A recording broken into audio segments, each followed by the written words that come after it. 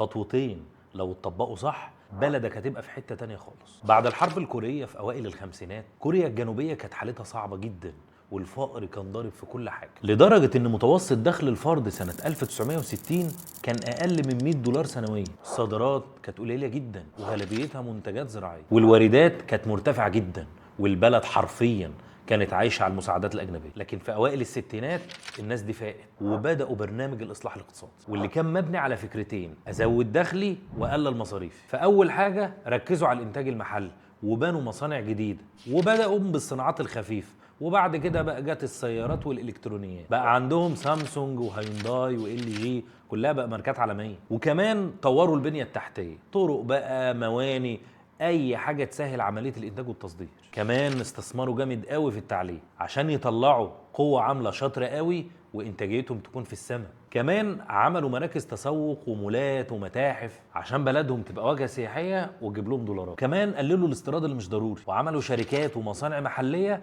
تنتج لهم اللي كانوا بيستوردوه قبل كده. والنتيجه متوسط دخل الفرد الكوري النهارده أكتر من $35,000، وفائض الميزان التجاري في يونيو 2025 $14 مليار.